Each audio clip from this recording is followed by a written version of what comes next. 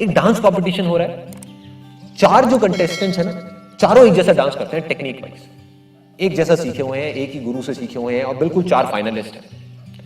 एक जो है वो डांस करने वाला है, फाइनल्स है, आज या तो हार है या जीत है।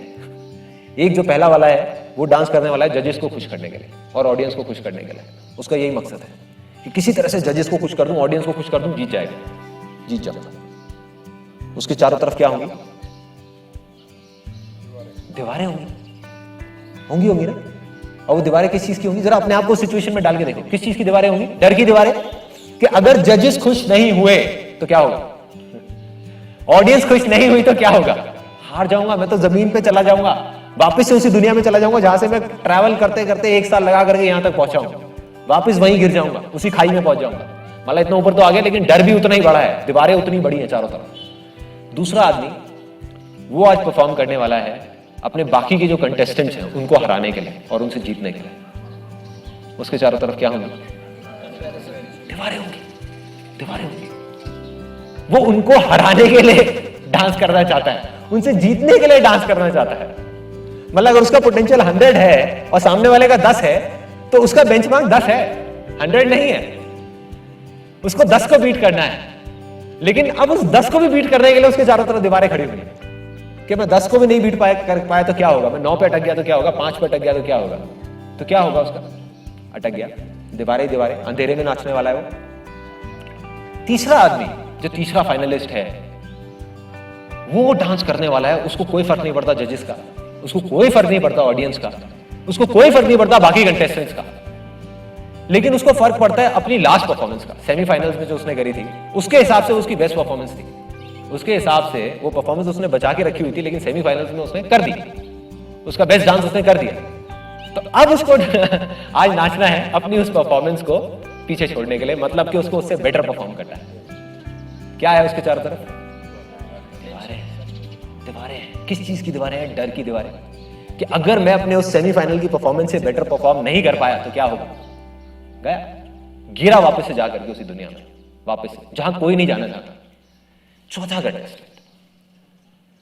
कंटेस्टेंट वो कहता है जजेस गए तेल लेने, ऑडियंस गई भाड़ में, बाकी कंटेस्टेंट से मुझे कोई फर्क नहीं पड़ता, भगवान करे उसमें से जिसको जीतना है वो जीत जाए, मुझे कोई फर्क नहीं पड़ता, जिसको हारना है वो हार जाए, मुझे हारना है मैं हार जाऊं, मुझे कोई फर्क नहीं पड़ता, मुझे ना अपनी पुरानी कोई परफॉर्मेंस याद है, मैं तो भाई बस इसलिए नाचने वाला हूं क्योंकि नाचना मेरे लिए खेल है और खेल मेरे लिए जिंदगी है।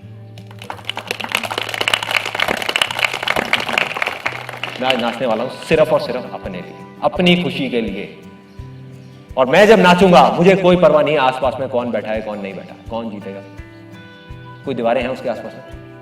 अरे है ही नहीं, है ही नहीं, कोई डर ही नहीं ना उसको, ना उसको हारने का डर, ना जीतने का लालच, है ही नहीं उसके अंदर। वो तो कहता है बस आज का ये दिन है मेरे पास में, आज मैं वो कर जाऊंगा जो मैं करना चाहता, और कोई परवाह नहीं है कि क्या होता है क्या नहीं होता, क्या होगा क्या होगा।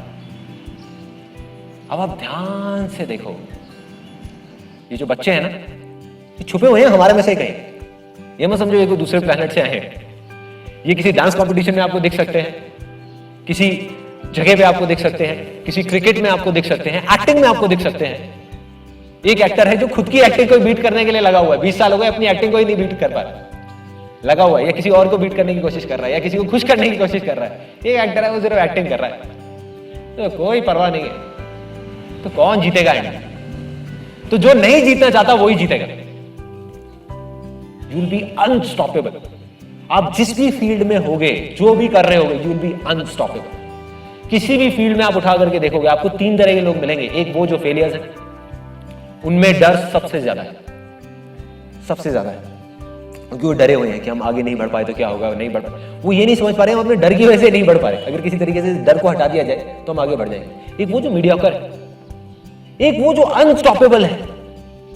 चाहे आप पेंटिंग में उठा करके देख लो, चाहे इसमें, चाहे उसमें, आर्ट में, किसी भी चीज में, बिजनेस में उठा करके देखो, those are unstoppable. Those are the people जिनके अंदर डर नाम की कोई चीज ही नहीं है। जिसके अंदर हल्का सा भी डाउट है, जिसके अंदर हल्का सा भी डर है, वो गया, आज वो कहीं पर भी है, वो गिर सकता है।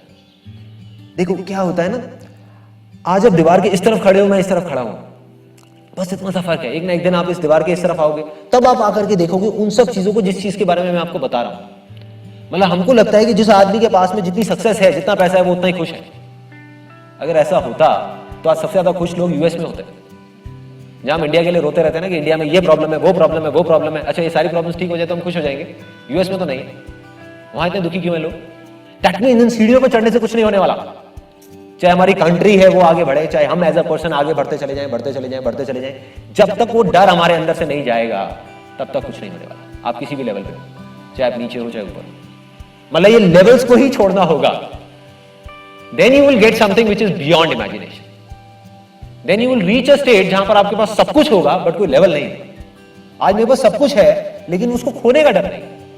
मतलब आज अभी हम यहां पर बैठे हुए हैं, अगर कल मेरे पास जो भी कुछ है, right from my car to my house to my bank balance to my company, सब कुछ बंद हो जाए, सब कुछ खत्म हो जाए, मैं तब भी हंस करके आपके साथ में यहीं पे बैठा हूं और हंस करके बातें कर रहा हूं।